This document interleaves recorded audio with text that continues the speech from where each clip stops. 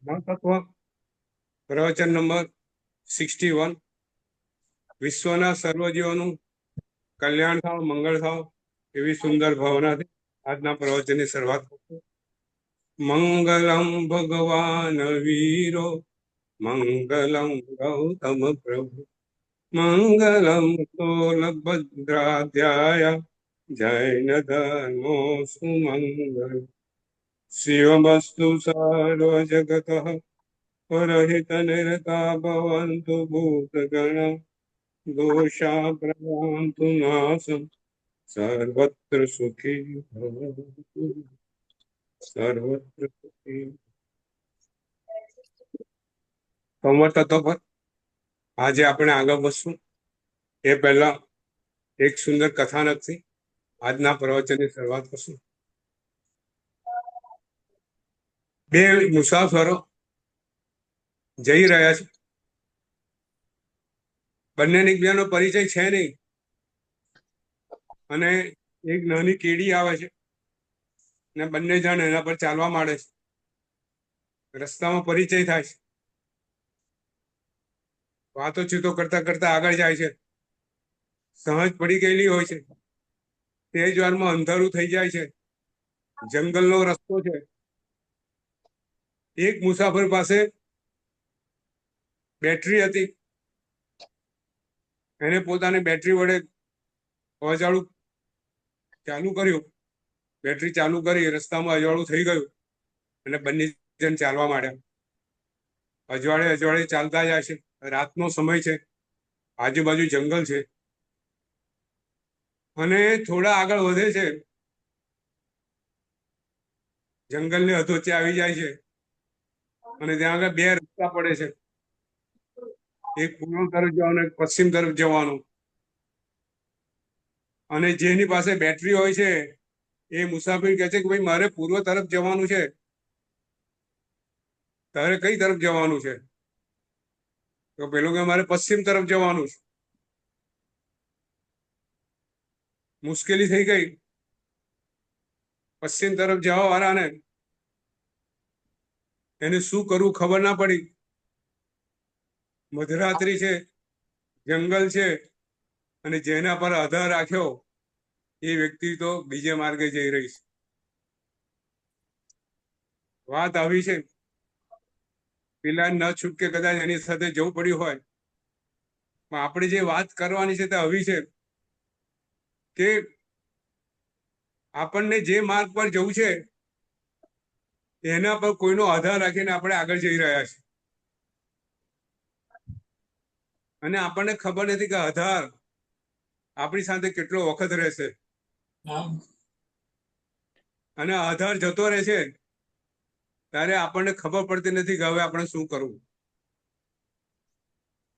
ભગવાન બહુ સુંદર વાત કરે છે. ભગવાન કહે છે મારું કામ ઉપદેશ આપવાનું છે, તને માર્ગ બતાવવાનું છે. માર્ગ પર ચાલવાનું તો કોને હોય? જેને આગળ પહોંચ્યું એને માર્ગ પર તો એને જાતે જ ચાલવું પડે. આધાર લેવાનો પણ ત્યાં સુધી જ્યાં સુધી પોતે જાતે તૈયાર ન થાય. છેવટે તો પોતે જ તૈયાર થવાનું હોય. આપણને ગુજરાતીમાં કહેવાય છે ભાઈ માં થાળીમાં પીરસે પણ ખાવાનું તો આપણે જ હોય. એમ ગુરુ ભગવાન તો આપણને માર્ગ બતાવે, પરંતુ માર્ગ પર ચાલવાનું, એ માર્ગ અપનાવવાનો એના પર આપણે જ રાખવાનો હોય. કોઈના આધાર રાખી અને ક્યારેય કોઈ મોક્ષે પહોંચ્યું નથી નીતિન. કોઈના આધાર રાખવાથી કોઈ ક્યારેય મોક્ષે પહોંચ્યું નથી. પોતે પુરુષાર્થ પોતે જ કરવાનો છે. ભગવાનને મોક્ષે જવાનું તો ખબર હતી, છતાંય પોતે જાતે સંયમ લીધો. બરોબર. પોતાની જાતે પંચમુષ્ટિ લોચ કર્યો. જો એક તે પંચમુષ્ટિ લોચ બી ભગવાને પોતાની જાતે કર્યો અને પોતે જાતે સંયમ આરાધના ચાલુ કરી. ભગવાને પણ પોતે જાતે પુરુષાર્થ કરવો પડ્યો છે. એટલે આપ ગુમવા વિના સ્વર્ગ નહીં, આપણે ત્યાં કહેવત છે કે જાતે તમે કરો, કોઈના આધારે રહો નહીં. ને તો કોઈના આધારે તમે રહેશો તો તમારું ક્યારે પત્તો પડશે નહીં, માર્ગ પર ક્યારે પહોંચશો નહીં, મંજિલ ક્યારે તમને મળશે નહીં. આજે આપણી સંસારની અંદર વાત સાવ અલગ થઈ ગઈ છે. આપણો આધાર પૈસા થઈ ગયો છે. પૈસા વગર આપણને સુખ ક્યાંય દેખાતું નથી. વસ્તુ વગર સુખ દેખાતું નથી. મોહ શોખના સાધનો એટલા વધી ગયા છે અને સુખનો આધાર આ મોહ શોખના સાધનો બની ગયા છે. આ આધાર છોડશું નહીં ત્યાં સુધી આપણને સાચું સુખ ક્યાંય મળવાનું નથી. આ વાત આપણે આપણા હૃદયની અંદર ભરી રાખીએ, આત્મસાત કરીએ કે જાતે સુખ મેળવવું છે તો આપણા આત્મા તરફ જાઓ, અંદર આત્મા તરફ જાઓ, અંતર આત્મામાં ડોક્યું કરો અને જ્યાં સુખનો સ્ત્રોત છે એ આત્માની અંદર તમે પહોંચો. આધારવાળી વાત આપણે જીવનમાં ઉતારીએ અને નવ તત્વનું સંવર તત્વ તરફ આજે આગળ વધીએ. સંવર તત્વ ગઈ વખતે વાત કરી હતી. કેટલા સંવર તત્વો છે નીતિન? 57 પૂર્ણિમાબેન, 57 સંવર તત્વો છે. એમાં આપણે 5 સમિતિ, 3 ગુપ્તી, 22 પરિસહ અને 10 યતિ ધર્મ. યતિ ધર્મ પર ગઈ વખતે તપ ધર્મની વાત કરેલી. યતિ ધર્મ કયા કયા યતિ ધર્મ છે જરા સહેજ આપણે પૂર્ણાવર્તન કરી લઈએ. યતિ ધર્મ 10 કયા કયા? સૌથી પહેલું ક્ષમા, પછી નમ્રતા, 4 પ્રકારની વિરુદ્ધ છે. નમ્રતા, નમ્રતા, પછી સરળતા, નિર્લોભીપણું, નિર્લોભીપણું, પછી સંયમ, સંયમ, પછી સત્ય, પછી સૌચ, પછી અકિંચન્ય, અને બ્રહ્મચર્ય. બહુ સાદી વાત છે અને આપણે ગઈ રીતે સુંદર વાત કરેલી. ધર્મમાં યતિ કોને કહેવાય? 5 મહાવ્રતનું પાલન કરતા હોય, 5 સમિતિ, 3 ગુપ્તીનું પાલન કરતા હોય અને આ 10 ધર્મોનું પાલન, એ યતિ, એને નામ યતિ. જે મોક્ષ માર્ગે પોતાની પ્રવૃત્તિ કરતો એ યતિ કહેવાય અને યતિના 10 ધર્મ છે. કારણ કે 10 ધર્મો બીજામાં પણ હોય છે કરેલી કે વંશોમાં, બ્રાહ્મણોમાં પણ, હિન્દુ ધર્મમાં પણ આ 10 ધર્મોની વાત કરી છે. ક્ષમા, નમ્રતા, બધી વાતો બધા ધર્મોમાં કરેલી છે. પણ યતિ ધર્મ એટલે કે જે યતિ છે એનો આ ધર્મ, એની વાત છે આ. તો ગઈ વખતે 10 બાહ્ય તપની વાત કરી હતી. તપ 12 પ્રકારના છે, એમાં 6 બાહ્ય તપ. બરાબર? કયા કયા 6 બાહ્ય તપ? અનશન, ગુણોદરી, પછી દ્રવ્ય સંક્ષેપ, રસ ત્યાગ, પછી કાય કલેશ, ભગવાન તો ખુલ્લા પગે ચાલે, પોતાના માથાના વાળ ઉતારે. જો છે ને, બહુ સુંદર વાત છે. વાત કરતા કરતા યાદ આવી કે આપણે ત્યાં કાય કલેશ એવો કીધો છે કે સમજીને, અને ત્યાં સુધી નહીં કરવાનો કે જ્યાં સુધી આપણા સંયમ ધર્મને બધાને વિરાજ ના થાય. કેટલા યોગીઓ ખબર છે નીતિન? બજારની અંદર એક ગાલમાંથી 100 નાખે ને બીજા ગાલમાંથી 100 બહાર કાઢે. આપણા સાધુ ભગવંતોએ ક્યારે આવા પ્રયોગો કરેલા છે? નહીં.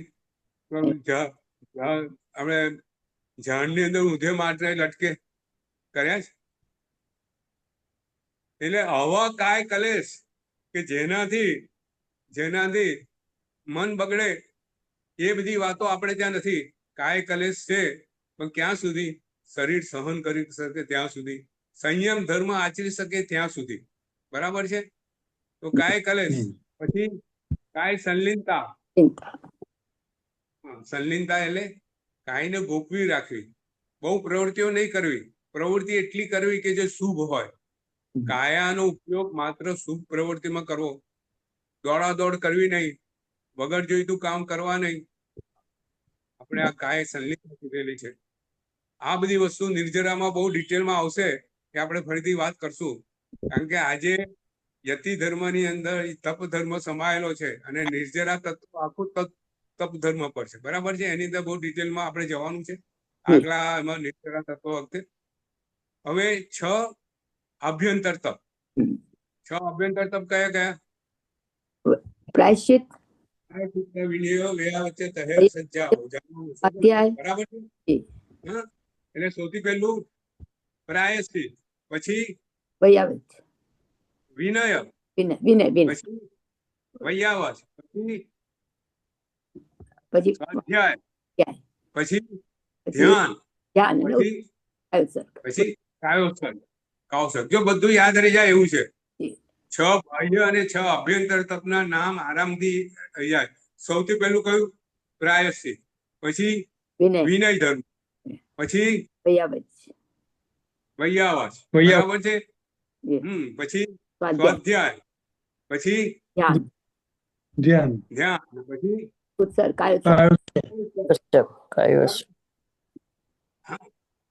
હવે આપણે સૌથી પહેલું પ્રાયશ્ચિત. પ્રાયશ્ચિત એટલે શું? પ્રાયશ્ચિત એટલે આપણાથી જે કઈ ભૂલ થઈ ગઈ હોય એની ક્ષમા માંગવી, એ પ્રાયશ્ચિત. એનું કોઈ ગુરુ પાસે જઈ અને કેવું કે ભાઈ મારાથી આ ભૂલ થઈ ગઈ છે, મને એની જે કઈ પ્રાયશ્ચિત હોય, જે કઈ આલોચના હોય એ મને આપો. ગુરુ સમક્ષ જઈ પોતાના પાપનો પ્રકાશ કરો, એ બધું પ્રાયશ્ચિત કહેવાય. બરાબર છે. જો પ્રાયશ્ચિતનું આપણે ત્યાં બહુ મોટું મૂલ્ય છે. પાપ લઈ અને જોડે ફરીએ એટલે શું? પાપનો ભાર આપણા માથે પર લાગે. એટલે પાપનો ભાર રાખી અને જીવ આગળ વધી ના શકે. જેને મોક્ષ માર્ગે જવું છે એને પાપનો ભાર ઉતારવો પડે. એટલે આપણે ત્યાં વંદિતા સૂત્રમાં આવે છે ને, સંતોષબેન આવે છે વંદિતા સૂત્રમાં, પાપનો ભાર ગુરુ પાસે ઉતાર્યો. બરાબર. ભાર ઉતાર્યું એટલે એટલો હલકો થઈ જાય, જેમ મજદૂર હલકો થઈ જાય છે. બરાબર છે. જીવ ગુરુ પાસે પોતાના પાપનું જ્યારે વર્ણન કરે, માફી માંગે, ત્યારે પોતે જીવ હળવો થઈ જાય છે. અને હળવો જીવ હોય એ જ આગળ પ્રયાણ કરી શકે. બહુ સુંદર વાતો છે. આપણે ત્યાં પ્રાયશ્ચિતના એક ચડે એવા દાખલા છે. જીવો કેવા અદ્ભુત હોય છે, કેવા સુંદર છે. આપણે ત્યાં પુણ્ય શ્રાવકની એક સુંદર વાત આવે છે. પુણ્ય શ્રાવકે પોતાનો બધો ધંધો છોડી દીધો છે. પોતે ફક્ત ખાલી સવારે બજારમાં જાય અને પોતે રૂની બનાવેલી પુનિયો વેચે. એટલી વેચે કે જેથી એક દિવસનું ખાવાનું અને સાધારણ ખાવાનું થઈ રહે એટલું વેચે. એટલા પૈસા આવે એટલે ઘેર પાછા આવે અને પોતે સામાયિક કરે. એક દિવસ એ એકાશનું કરે, બીજા દિવસે એમના પત્ની એકાશન કરે, એક દિવસ ઉપવાસ. અદ્ભુત અપરિગ્રહ જેનું સામાયિક ભગવાન મહાવીર સ્વામીએ દેશનામાં વખાણ્યું હતું. એ પુણ્ય શ્રાવકે સામાયિકમાં બેઠા છે અને સામાયિકમાં બેઠા પછી જે સાધનામાં જે પોતે ઉતરી જતા હોય છે, પોતે પોતાના આત્માની અંદર સ્થિર થઈ જતા હોય છે, નિર્મળ આત્માનું સ્વરૂપ જોતા હોય છે. આજે એમાં એમને ચેન પડતું નથી. આજે સામાયિક લઈને બેઠા છે. પુણ્ય શ્રાવકની મનની અંદર ક્યાંક ડંખ છે. આત્મ તત્વ તરફ મન સ્થિર થતું નથી. પોતે સામાયિક પત્યા પછી પત્નીને પૂછે છે, પત્ની કે આજે મારું સામાયિક માં મારું મન સ્થિર ન થયું. કઈ ઘરમાં એવી કઈ વસ્તુ આવી ગઈ છે કે જેનાથી મને આ સામાયિક કરવા નહીં દીધું. ત્યારે પત્ની કહે છે કે આજે આપણા ઘરમાં છાણા હતા નહીં, બાજુના ઘરનું છાણા લઈ આવી હતી, એનાથી રસોઈ કરી. આટલું સૂક્ષ્મ એમને લાગ્યું કે આ છાણા બહારથી માગી લાવવા એ ખરેખર પાપ છે, એનું પ્રાયશ્ચિત કરવું પડે. અને આવા સૂક્ષ્મ પાપનું પણ પ્રાયશ્ચિત પુણ્ય શ્રાવકે એ દિવસ ઉપવાસ લઈને કર્યું. એટલે આપણે ત્યાં પાપ જો 18 પાપ સ્થાનકો છે. કેટલા છે 18 સ્થાનકો? કેટલા છે? 18 એ 18 પાપ સ્થાનો આપણે ક્યાં ને ક્યાં આપણે પાપ થઈ જતું હોય છે, અને એ પાપનું પ્રાયશ્ચિત આપણે કરવાનું હોય છે. સાધુ ભગવંતો, ગુરુ ભગવંતો પાસે જઈ અને પોતાના પાપ ની આલોચના લેતા હોય છે, અને આલોચનાની અંદર જે કઈ પ્રાયશ્ચિત આવે કરતા હોય છે. એટલે પ્રાયશ્ચિત કરવાથી આ આત્મા નિર્મળ થાય છે. આ પસ્તાવો પવિત્ર જળનું સ્વર્ગથી ઉતર્યું છે, પાપી તેમાં ડૂબકી મારી પુણ્યશાળી બને છે. ઇતર ધર્મમાં પણ આ વાત આવે છે કે પ્રાયશ્ચિત કરેલા પાપનું પ્રાયશ્ચિત તમે કરો, એ જ પ્રતિક્રમણ છે ને સંતોષ. પ્રતિક્રમણ શું? હા, પાછા આઠું પાપ થી કરેલા પાછા ફરવાનું. પાછું પાપ તે કરવું નહીં. હા, પાપનું પ્રાયશ્ચિત કરો, પાપને યાદ કરો, પોતાની શું શું ભૂલો થઈ ગઈ છે એ બધા યાદ કરી ક્ષમા માંગો. અને એના માટેની જે ક્રિયાઓ છે, જો આપણે નિર્જરા તત્વોમાં પ્રાયશ્ચિત ને કેવી રીતે કઈ રીતે પ્રાયશ્ચિત કરવાના હોય એ બધું ડિટેલિંગ નિર્જરા તત્વોમાં આવે છે. એટલે આજે લેતો નથી, ફરીથી આવી જશે બધું, પણ એ રીતે પ્રાયશ્ચિત કરવાનું હોય છે. ત્યાર પછી વિનય. વિનય એટલે જેના વાણી વર્તનની અંદર પોતે વિનય નમ્રતા ભરેલી છે. ગુરુ પાસે વિનયથી વાત કરે, બધા પાસે વિનયથી વાત કરે, અભિમાન રાખે નહીં, અહંકાર રાખે નહીં. જ્ઞાન મેળવવું હોય તો શું જોઈએ? વિનય સૌથી મોટું. ક્યારે જ્ઞાન આવે? અભિમાન એને શું લાગે સંતોષભાઈ? કે બધું મને આવડે છે. હા, એ તો આવડે ન આવડે પણ બધું આવડે મને. બસ એને કશું બી કહો તો શું કે મને બધી ખબર છે, તમે બોલતા નહીં. બરાબર ને? તમે અહંકાર એને કશું એ ખોટે રસ્તે હોય ને, તમે સાચો રસ્તો બતાવવા જાઓ ને કે ભાઈ તું આ રસ્તે આગળ વધે, કે ભાઈ મને બધી ખબર. અભિમાન એટલે એને શું થાય? સાચી વસ્તુ ખબર ના પડે, એટલે સત્ય શું છે ખબર ના પડે. એટલે વિનય શું કરે છે? જો વિનય છે ને, જ્યાં સુધી વિનય ના હોય ત્યાં સુધી જ્ઞાન ના આવે. આપણે ત્યાં વાત કરેલી છે. એટલે પ્રસમરતિ જે ગ્રંથ છે એની અંદર વિનય બહુ સુંદર વાત કરી છે કે ભાઈ વિનય પહેલું શું થાય? વિનયથી તમને ગુરુ પ્રત્યે વિનય કરો એટલે ગુરુ તમારા પર, ગુરુની કૃપા ઉતરે. બરાબર છે સંતોષબેન? ગુરુ વિનય કરો, ગુરુ પ્રત્યે વિનયથી રહો, જ્ઞાન લેવા જાઓ તો ગુરુની કૃપા ઉતરે. ગુરુ શું કરે? તમને સાચું જ્ઞાન આપે. જ્ઞાન આપેલું શું થાય? જો આખી પગથિયા બતાયા છે કે વિનયથી ગુરુ કૃપા થાય, ગુરુ કૃપાથી જ્ઞાન મળે, અને સમ્યક જ્ઞાન મળે એટલે શું થાય? સમ્યક ચારિત્ર આવે. સમ્યક દર્શન, સમ્યક ચારિત્ર આવે, અને સમ્યક જ્ઞાન દર્શન ચારિત્ર આવે એને શું થાય?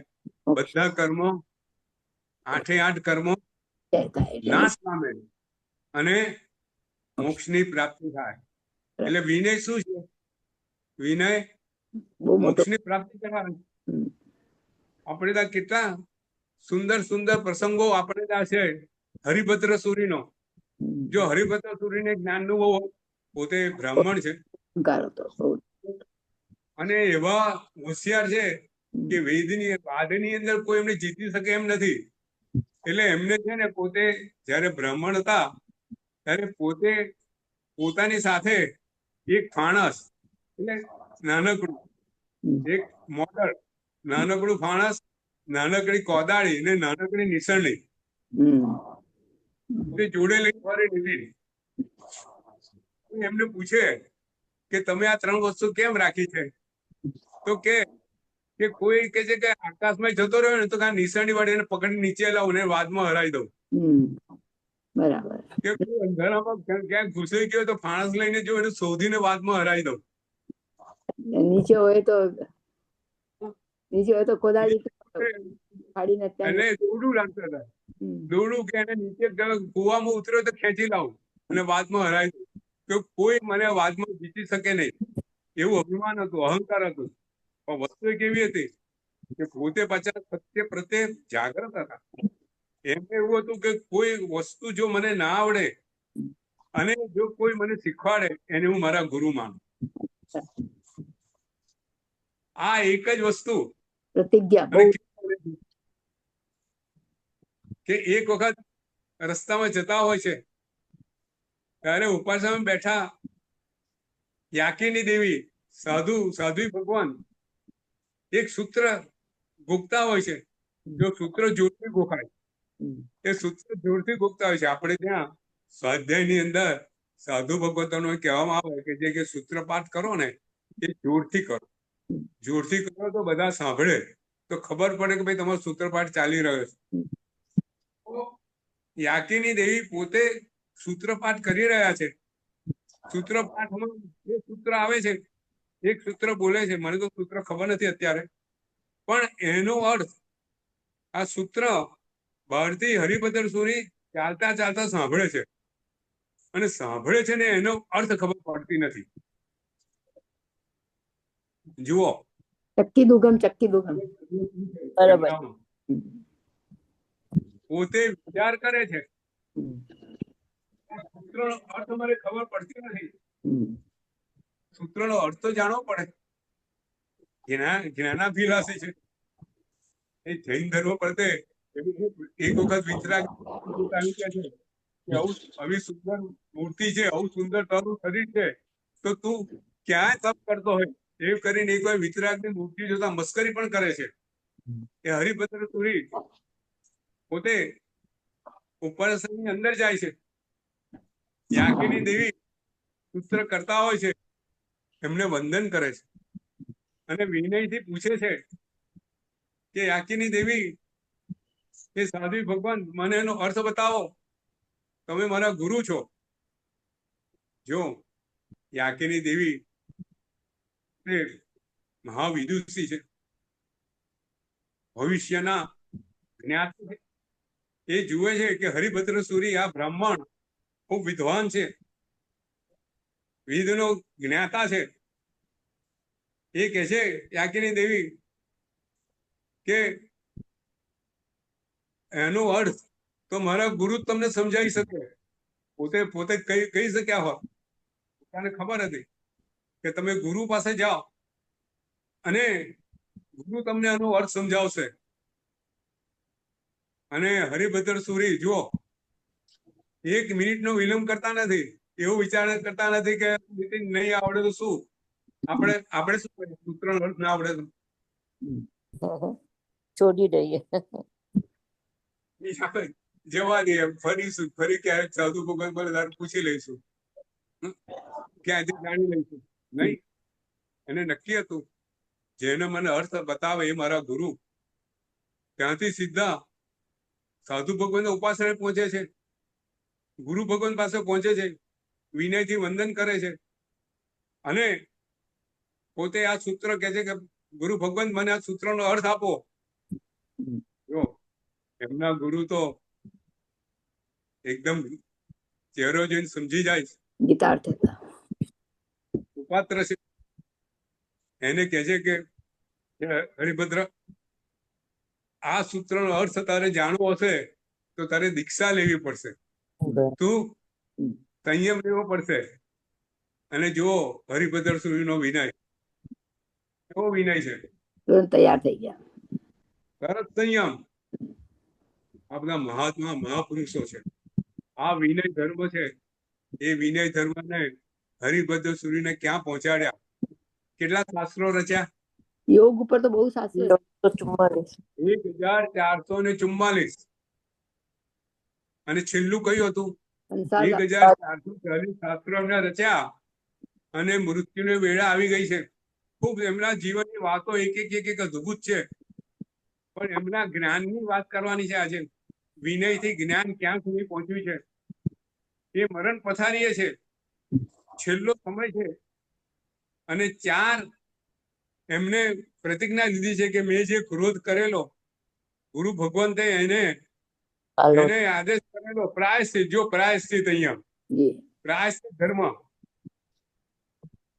હરિભદ્ર સૂરીને ક્રોધ થયેલો, ક્રોધનું કારણ બહુ લાંબુ છે, ઇતિહાસ બહુ મોટો છે, પણ બૌદ્ધ સાધુને વાદમાં હરાઈ અને બધાને મારી નાખવાની પ્રતિજ્ઞા એમને લીધેલી કે જ્યાં સુધી એમના 2 ભાણેજોને બૌદ્ધ સાધુએ મારી કાઢેલા.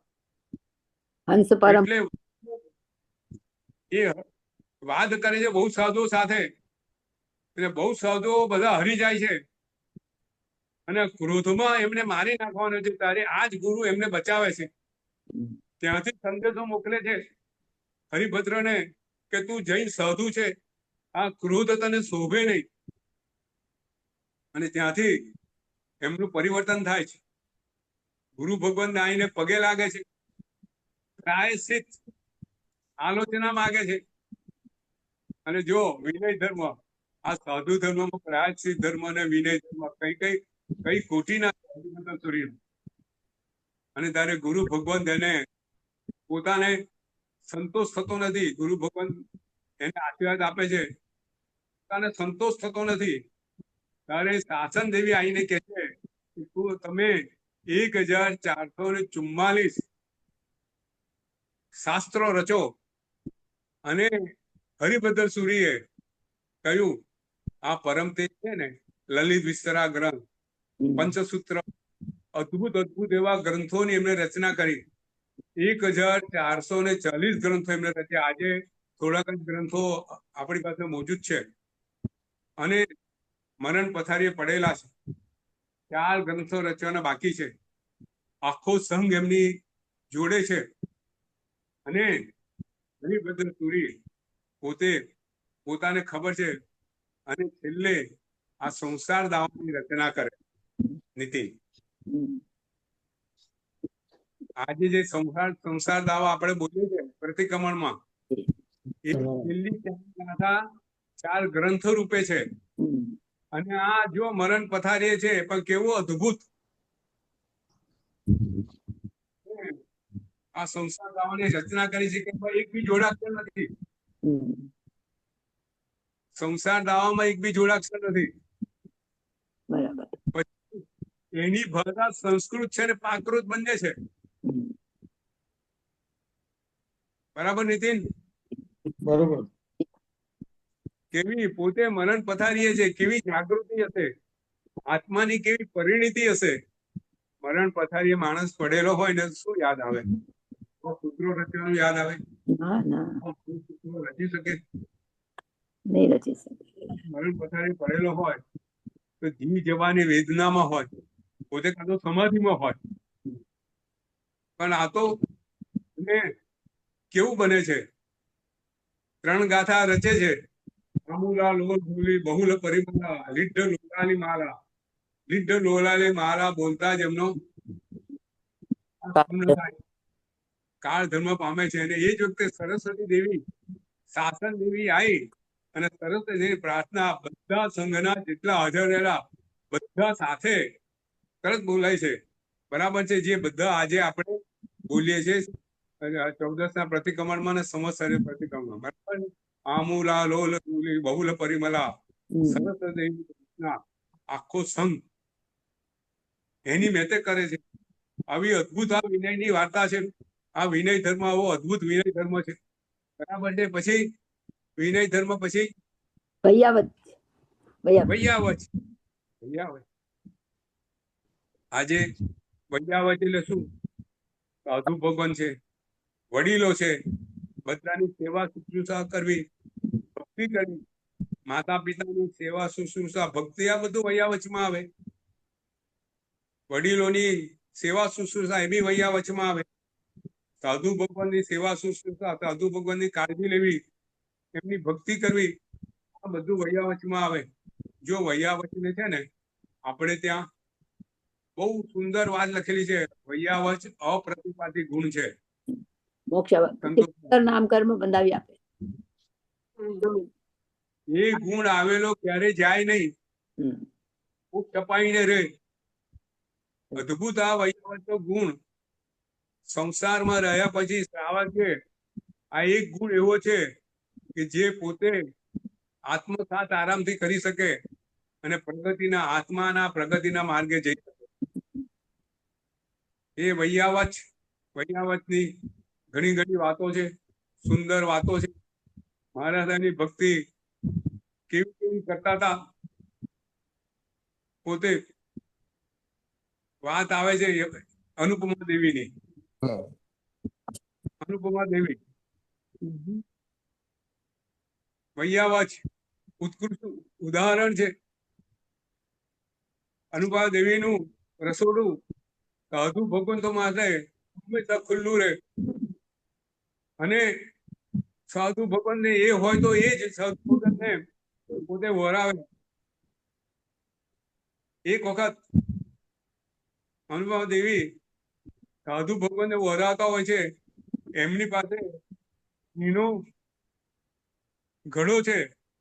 સાધુ ભગવાનના પાત્રામાં ઘી આખો ઘડોથી પાત્રામાં રેડે છે અને કેટલું રેડે છે નીતિન, પાત્રું છલકાઈ જાય છે. ઘી બહાર પડવા માંડે છે. અનુપમા બેન જુએ છે. સાધુ ભગવાન કે અનુપમા રોકો રોકો રોકો, ઘી બહાર પડે. ત્યારે રોકે છે અને એ પાત્રાને પોતાની નવી નવી સાડી પહેરેલી છે, એક દિવસે નવી સાડી પહેરેલી છે, એ સાડી વડે આખું પાત્રું સાફ કરે છે. બધા કહે છે કે અનુપમા બેન આટલી ઊંધી સાડી, કપડું તો આ પડ્યું. ત્યારે અનુપમા બેન કહે છે, અનુપમા દેવી કે સાડી તો બીજી આવશે. આ જન્મ માનવ ભાવ મને ફરીથી ક્યારે મળશે? અદ્ભુત વૈયાવચ સાધુ ભગવંતોની. આપણે ત્યાં હાલ વિહાર સેવા ગ્રુપ ચાલી રહ્યું છે. સાધુ ભગવંતો સાથે યુવાનો સવારે 4 વાગે ઉઠી વિહાર કરે છે. પોતે 4 વાગે ઉઠે, 10-15 કિલોમીટર સાધુ ભગવાન સાથે ચાલતા જાય. ત્યાં 4:30, 5, 6 વાગે પહોંચે, 7 વાગે પહોંચે, કોઈ વાર 9-10 વાગે પહોંચે અને ત્યાંથી પાછા ઘેર આવીને નૌકારસી કરે. અદ્ભુત વૈયાવચ આ વિહાર ગ્રુપ કરી રહ્યું છે. આજે કેટલા સાધુ ભગવંતો હજુ પણ એક્સિડન્ટ થાય છે, પણ પહેલા કેટલા એક્સિડન્ટ થતા હતા. અને વિહાર સેવા ગ્રુપને લીધે આજે સાધુ ભગવંતોના હૃદયની અંદર એક શ્રદ્ધા છે, એક સાંત્વના છે કે મારો વિહાર શાંતિપૂર્વક થશે. જો હજુ બી ક્યારેક એક્સિડન્ટ થાય છે અને વિહાર સેવા ગ્રુપમાં જતા યુવાનનો પણ મૃત્યુ થાય છે. વિહાર સેવા ગ્રુપમાં જતા સાધુ ભગવંતો એક્સિડન્ટ થાય ને કાર ધોવા પામે, જોડે જોડે વિહાર સેવા ગ્રુપનું જો કોઈ યુવાન ગયો હોય એને બી એક્શનમાં લઈ લેશે. એમાં પટ્ટો ભેગો હોય પણ ચલાવવા વાળાને કશું દેખાતું હોતું નથી. પોતે ઊંઘમાં જોખું ખાતા હોય કાં તો દારૂ પીધેલો હોય, પણ ગમે તે, પરંતુ આજે બી એક્સિડન્ટો થાય છે. પણ એક્સિડન્ટો આજે બી વડોદરાની અંદર થઈ ગઈ તો 250 યુવાનો વિહાર સેવા ગ્રુપમાં છે. વડોદરામાં 250 છે તો વિચાર કરો કે આખા ભારતમાં કેટલા હશે? 5-10,000 વિહાર સેવા ગ્રુપમાં જોડાયેલા યુવાનો છે અને અદ્ભુત સાધુની વૈયાવચ કરી રહ્યા છે. એટલે વૈયાવચ એક સુંદર અદ્ભુત યતિ ધર્મ. હા, યતિ ધર્મમાં સાધુ ભગવંતોને એમના ગુરુને વૈયાવચ કરવાની. મંદવાડ આવે ત્યારે એમની સાથે વર્ષો સુધી એમની સાથે રહે, એમનું બધું સાચવે. વિમલસેન મહારાજ સાહેબ 3-4 વર્ષથી, કેટલા વર્ષો, છેલ્લા 5 વર્ષથી બીમાર હતા. એમની સાથે નંદી સેન વિજય મહારાજ સાહેબ એમની સાથે પડચાની માફક રહે છે. એમની સાથે રહે, એમને બેસાડે, એમની બધી વસ્તુ સાચવે. એમને ક્યાંય એવું ના આવવા દે કે મને કઈક મુશ્કેલી છે. આવી રીતે વૈયાવચ સાધુ ભગવાન તો આજે પણ કરી રહ્યા.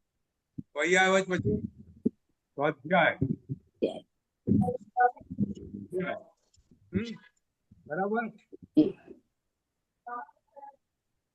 સ્વાધ્યાય એટલે શું સંતોષબેન? વાંચના પૃચ્છના વાંચના તો જો કોઈ બી વસ્તુ શાસ્ત્ર જો સ્વાધ્યાય એટલે સૌથી પહેલા તો જે આત્માને હિતકારી છે એ વસ્તુ જાણવી, શીખવી, આત્મસાત કરવી. બરોબર છે? તો સૌથી પહેલા સૂત્રો લેવા, પછી પાઠ લેવો, પાઠ લીધા પછી કઈ પૂછવું હોય તો એના પર પરાવર્તન પૂર્ણાવર્તન કરવું. એનું પૂર્ણાવર્તન કરો એટલે એમાં કોઈ શંકા જાય એટલે શું કરવાનું? પૂછી ગુરુ ભગવાન પાસે જઈ અને શંકાને દૂર કરવાની. આપણે જેવું ભણીએ છીએ એવું આપણે કોઈ સબ્જેક્ટ ભણતા હોઈએ, એન્જિનિયરિંગમાં કે કોમર્સ ગમે તે એકાઉન્ટન્સીમાં, તો પેલા સાહેબ શીખવાડે, શીખે એટલે પછી ઘેર જઈને એનું પૂર્ણાવર્તન કરીએ. બરોબર ને નીતિન?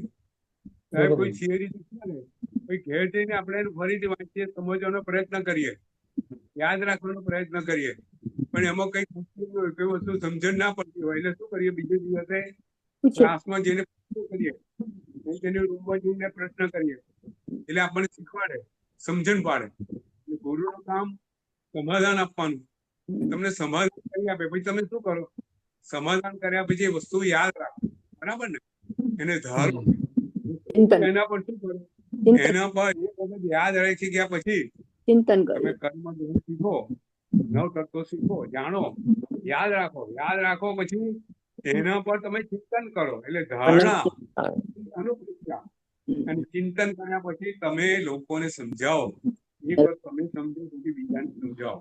બરાબર છે? કથા. બરાબર છે? આ સ્વાધ્યાયનો ક્રમ છે. આ ઉત્તમ સ્વાધ્યાયનો ક્રમ આપણા કર્મોની તો નિજરા કરે છે. જે બધા તપ છે ને બધું કર્મોને નિજરા કરે અને સંવર બી કરે. આપણે ત્યાં પુષ્પ મિત્ર, દુર્બળ પુષ્પ મિત્ર, એને બહુ સુંદર વાત આવે છે. મારા સાહેબ એમના શિષ્ય છે, આર્ય રક્ષિત મહારાજ પૂર્વધર. બરાબર છે? આર્ય રક્ષિત અને વજ્ર સ્વામીના શિષ્ય, અને એમના શિષ્ય એમનું નામ દુર્બળ પુષ્પમિત્ર. એ પોતે બૌદ્ધ પરિવારમાંથી આવેલા છે અને આર્ય રક્ષિત મહારાજ સાહેબ પાસે દીક્ષા લે છે અને અદ્ભુત સ્વાધ્યાય કરે છે. કેવો સ્વાધ્યાય? રાત દિવસ સ્વાધ્યાય, નીતિન. અને એ સ્વાધ્યાય કરતા કરતા એમનું શરીર બિલકુલ સુકાઈ ગયું છે, શરીરે હાડકા દેખાય. એટલે એમના માટે આર્ય રક્ષિત મહારાજ સાહેબ ખાસ એક લોટો ભરીને ઘી આપે. કેટલું? એક લોટો. કાયમ એમને સ્વાધ્યાય શરીર જાળવી રાખવા માટે એક લોટો ભરીને ઘી, છતાં શરીર દુર્બળ ને દુર્બળ રહે. એટલે એનું નામ દુર્બળ પુષ્પમિત્ર બની ગયેલું. એક વખત એમના ગામમાં આવે છે, માતાજી આવે, એમના પરિવારના સભ્યો એમને એને જુએ છે. એમનું આપણું દુર્બળ શરીર જોઈ પરિવારના સભ્યોને બહુ દુઃખ થાય છે. બધા બૌદ્ધ ધર્મી છે. એટલે ગુરુ આર્ય રક્ષિત મહારાજ સાહેબ ને કહે છે કે તમે એમને કશું ખવડાવતા નથી, ઠપકો આપે. દુર્બળ થઈ જાય છે. એટલે ગુરુ મહારાજ કહે છે અમે બધું ખવડાવીએ છીએ. એને ઘી આપીએ છીએ કે ના, કાલથી અમે બધી વસ્તુઓ લાવીશું. જુઓ નીતિ, ગુરુ મહારાજ જાણતા ને કે ભાઈ તમે લાવો. એટલે બધી પૌષ્ટિક વસ્તુઓનો આહાર એમના માટે લાવે છે. બધું ભક્ષ્ય વસ્તુ પૌષ્ટિક, બધું માવો, બધું ઘી, બધું આ બધું દુર્બળ પુષ્યમિત્ર જાતે વાપરે છે. 1 મહિનો વાપરે છે. શરીરમાં કોઈ ફરક પડતો નથી, કારણ કે એમનો સ્વાધ્યાય દિવસ રાતનો ચાલુ છે. આ સભ્ય ફરીથી ગુરુ મહારાજ સાહેબ પાસે આવે છે કે સાહેબ શું કારણ છે, એમનું શરીર વળતું કેમ નથી? તો કે છે કે એમનો સ્વાધ્યાય, તમે એમનો સ્વાધ્યાય બંધ કરાવો, તમે જુઓ પછી શરીર. અને ખરેખર દુર્બળ પુષ્પમિત્રનો સ્વાધ્યાય 1 મહિનો બંધ કરાવે છે અને વસ્તુનું સેવન કરે છે, પૌષ્ટિક વસ્તુનું, અને 1 મહિનામાં શરીર હતું એવું બની જાય છે. એટલે આવો અદ્ભુત સ્વાધ્યાય આપણે ત્યાં લખેલો છે. એ જ પુષ્યમિત્ર આર્ય શક્તિ મહારાજ એમની પાટે આવે છે. આ મહાત્માઓ અદ્ભુત મહાત્માઓનો જીવન ચરિત્રો છે. કદાચ આપણે પાઠ પરંપરામાં એક એક મહાત્માનું જીવન ચરિત્ર વાંચીએ તો આપણને આશ્ચર્ય થાય કે આવા મહાત્માઓ, આવા મહાન આત્માઓથી આપણી પાઠ આપણે શણગારાય છે. પુષ્યમિત્ર, પછી એને ત્યાં યશોભદ્ર, પછી માનદેવ સુરી, અને માનદેવ સુરીએ જે શાંતિ, લઘુ શાંતિની રચના કરી માનદેવ સુરી, એમને આખું જીવન વાંચી અદ્ભુત છે. આપણે ખરી વાત કરશું, પણ આપણે જે વાત કરવાની છે સ્વાધ્યાયની, કે આવો અદ્ભુત સ્વાધ્યાય આપણે ત્યાં લખેલો છે કે જે જ્ઞાનાવર્ણીય કર્મનો ક્ષયક્ષમ કરે. જ્ઞાન જ આપણો સ્વભાવ છે. આત્માનો સ્વભાવ શું, સંતોષબેન? બરાબર. સ્વભાવ જ્ઞાન ચૈતન્ય એટલે શું? જ્ઞાનમય છે. બરાબર ને? જળમાં જ્ઞાન હોય, લાકડામાં જ્ઞાન હોય, નીતિન? ના. જીવ સિવાય ક્યાંય ના મળે. જીવ સિવાય ક્યાંય ના મળે. ચૈતન્ય સિવાય જીવ તત્વનો સ્વભાવ જ જ્ઞાન છે. જ્ઞાન આપણો સ્વભાવ છે, અને એ સ્વભાવમાં ડૂબી જવું એ સ્વાધ્યાય. બરાબર છે? બરોબર. આગળ સ્વાધ્યાય પછી ધ્યાન. ધ્યાન. બરાબર છે? ધ્યાન. જો આપણે ત્યાં ધ્યાન એટલે શું? ધ્યાન એટલે એકાગ્રતા. ધ્યાન. બરાબર ને? આપણે ભગવાનની ભક્તિ કરતા, સ્તવન બોલતા બોલતા એમાં એકાગ્ર થઈ જઈએ એટલે ધ્યાન. કોઈ વસ્તુ પર વિચાર કરતા કરતા કરતા કરતા એકાગ્ર થઈ જઈએ એટલે ધ્યાન. બરાબર છે? એટલે સારી વસ્તુમાં આપણે એકાગ્ર થઈએ ને ખરાબ વસ્તુમાં બી એકાગ્ર થઈએ. બરાબર ને? બરાબર. કોઈના પ્રત્યે આપણને કોઈ આપણું ખરાબ કરી ગયો હોય, ગમે તેમ બોલી ગયો હોય, અને મનમાં એની વિરુદ્ધ વિચારધારા ચાલે, અને એ વિચારધારામાં એકાગ્ર થઈ જઈએ તો એ બી ધ્યાન જ થયું ને. એ અર્ધ ધ્યાન થયું. અને બહુ ગુસ્સો આવે અને મનમાં કે એને મારી નાખવાનું મન થઈ જાય, એને મને આવું કર્યું, તો એ રૌદ્ર ધ્યાન થયું. અને એ જ વખતે આપણે ક્ષમા આપીએ અને મનમાં ક્ષમા ભાવ ધારણ કરીએ તો શું થયું? કે શુભ ધ્યાન થયું, ધર્મ ધ્યાન થયું. અને એ ધર્મ ધ્યાન ધરતા ધરતા આત્મામાં પડી જઈએ તો શુક્લ ધ્યાન થયું. તો આ બધા ધ્યાન થયા.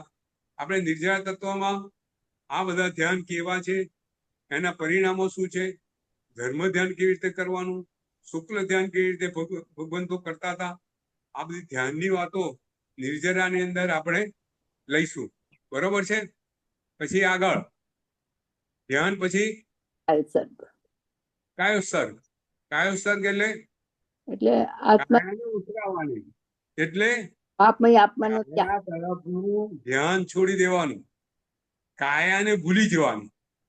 કાયાને છોડવાની અંદર શું? શરીરને ભૂલી જવાનું. એટલે આપણે ધ્યાનની એવી પ્રક્રિયામાં આપણે જતું રહેવાનું કે જેમાં આપણે કાયાને ભૂલી જઈએ. પ્રાયશ્ચિત વખતે આપણને કાયોત્સર્ગ આવે છે. પાપો દૂર કરવા માટે કાયોત્સર્ગની આપણે ત્યાં સાધના પદ્ધતિ બતાવેલી છે. બરાબર છે? હીરાભાઈએ બોલે છે ત્યારે બોલે છે ને, જાણેનમ મણેનમ ઠાણેનમ અપ્પાણમ ઓસ્યામી. એ કાયોત્સર્ગની પ્રક્રિયા છે. આપણે કાયોત્સર્ગની અંદર આખી પ્રક્રિયા બહુ અંદરથી ઊંડાણથી સમજીશું. પણ શરીરને સ્થિર કરવાનું, મનને સ્થિર કરવાનું, કાયાને ભૂલી અને પોતાનામાં સ્થિર થવાનું, અથવા તો જે પદ છે, જે વસ્તુ છે એમાં ધ્યાન ધરવાનું, એ કાયોત્સર્ગ છે. એક બિંદુ પર ધ્યાન ધરવાનું, આ કાયોત્સર્ગ છે. આ ધ્યાન, આ પદ્ધતિ, આ બધું શું થયું સંતોષબેન? 6 અભ્યંતર ધર્મની અંદર આ 12 તપ ધર્મની આજે આપણે વાત કરી. બરાબર છે? પછી આગળ કયું છે?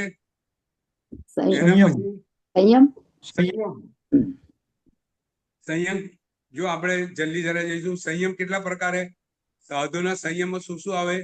5 મહાવ્રતનું પાલન આવે, 4 કસાયો છોડવાના આવે, પછી 3 ગુપ્તિ આવે, બરાબર છે. 5 ઇન્દ્રિયો નિગ્રહ આવે, બરાબર છે.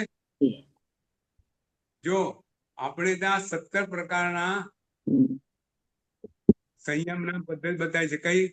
સૌથી પહેલી 5 મહાવ્રતનું પાલન, 5 ઇન્દ્રિયો પર કાબુ, પછી 4 કસાયો પર વિજય, અને મન વચન કાયાના યોગને 3 યોગને શુભ પ્રવૃત્તિમાં જોડવાના. આ સંયમ, બરાબર છે. સંતોષબેન, થોડા ઝડપથી આગળ વધશું, બરાબર છે. આ બધું જાણીએ છીએ આપણે, બરાબર છે. આપણે એમાં ડિટેલમાં જવાની બહુ જરૂર નથી. આપણે વાત કરી છે 5 મહાવ્રતો, 5 ઇન્દ્રિયોની બધી વાતો આપણે. પછી સત્ય, સંયમ પછી સત્ય. સત્ય. સત્ય એટલે શું? ઘણી વખત આપણે વાત કરી છે. સત્ય એટલે સત્ય એટલે સાચું બોલવું, પ્રીતિ થાય એવું, પ્રિય વચન. એને હિતકારી પણ યથાર્થ બોલવું, એનું નામ સત્ય. સત્ય એટલે સત્યમાં 3 ગુણો હોય. કયા કયા હોય? હિત, મધુર, હિત. વાણી મધુરી હોય, પ્રીતિ હોય, પ્રીતભરી. કોઈને કાણાને કાણો ના કહેવાય, બરાબર ને? એટલે મધુરી વાણી. પાછી એને હિતકારી હોય, એને ખોટા માર્ગે દોરવાય નહીં. હા, માયાવી લોકો બહુ મધુર બોલે, પણ શેના માટે બોલે? એને ઊંધે માર્ગે લઈ જાય. કાગડા અને શિયાળ. કોઈ કાગડા, તારો કંઠ તો કેટલો સુંદર છે, એટલે કાગડો કરવા માંડે, એટલે પૂરી પડી ગઈ. એટલે એનું એ સત્ય સત્ય નતું, બરાબર. આવું એનું હિતકારી હોવું જોઈએ. હા, એને હિતકારી નતું. એટલે સત્ય હિતકારી હોવું જોઈએ, અને યથાર્થ હોવું જોઈએ. સત્ય સત્ય હોવું જોઈએ. પણ આ 3 ગુણો વાળું સત્ય, ભગવાનની વાણી કેટલા ગુણોથી ભરેલી હોય નથી? 35. સંતોષ 35 વાણી એ શું બધું? આ સત્ય, બરાબર છે. એના પછી શૌચ. શૌચ એટલે પવિત્રતા. સ્વચ્છતા. શેની સ્વચ્છતા? શરીર અને મનની. મન વચન ભગવંતોને શરીરની સ્વચ્છતાની અંદર સ્નાન આવ્યું નથી. એ સ્નાન ન કરી શકે સાધુ ભગવંતો, બરાબર છે. પોતે શરીરને સજાવી ના શકે. આપણે સ્નાન કરીએ, શરીરને સજાવીએ, આ બધું કરીએ, પણ સાધુ ભગવંતોને શૌચ શેનું હોય? ભાવ શૌચ હોય. મનની સ્વચ્છતા, મનની નિર્મળતા, એ શૌચ. એ શૌચની વાત કરવામાં આવી છે. સાધુ પવિત્રતા, પવિત્રતા, મનની પવિત્રતા, મનની નિર્મળતા, મનની સ્વચ્છતા. મનમાં ક્યાંય કપટ નહીં, કસાય નહીં, આ બધી સરળતા, આ બધા જે ગુણો એ અહીંયા શૌચમાં આવે, બરાબર છે. એ ભાવ શૌચ, અને એ યતિ ધર્મમાં આવે. પછી એટલે પરિગ્રહ નહીં, અપરિગ્રહ. આપણે કેટલા પરિગ્રહો કેટલા પ્રકારના હોય છે? અભ્યંતર અને બાહ્ય. આપણે લીધેલા છે નીતિન, બરાબર.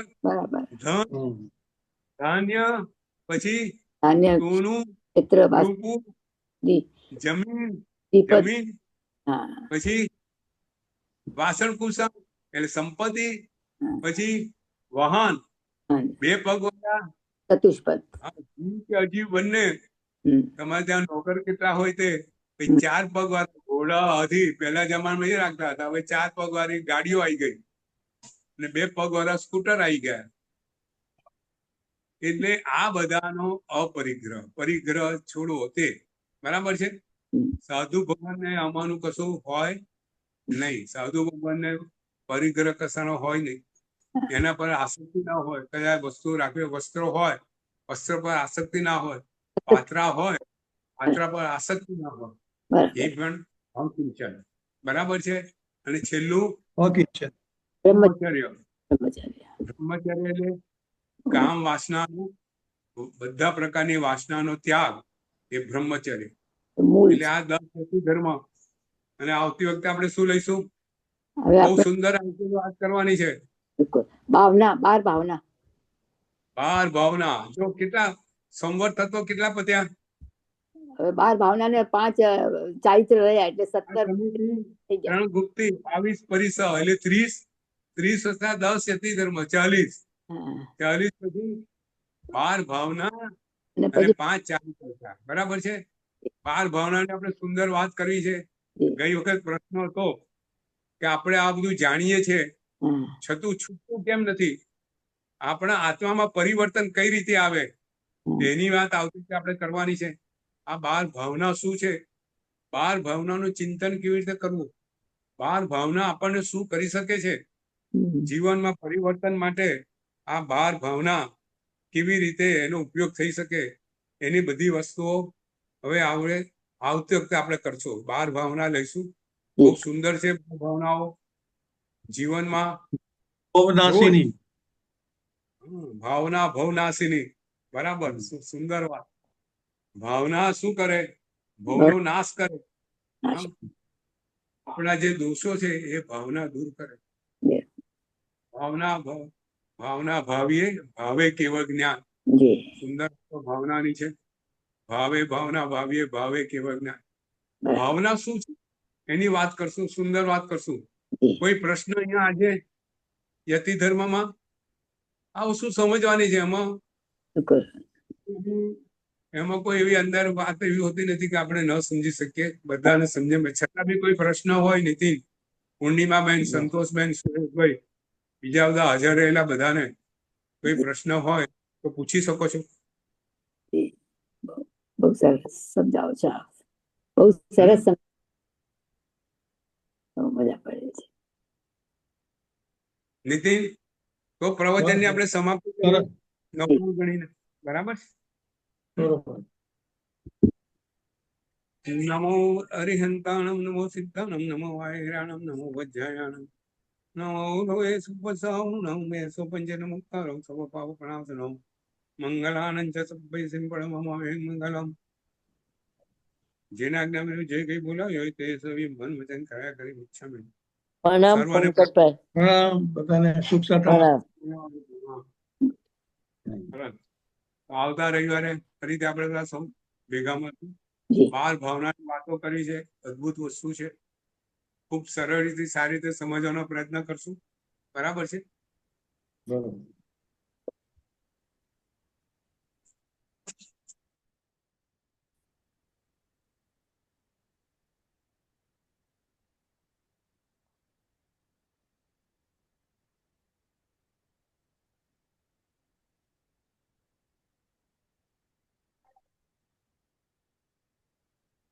સુરેશભાઈ, પ્રણામ.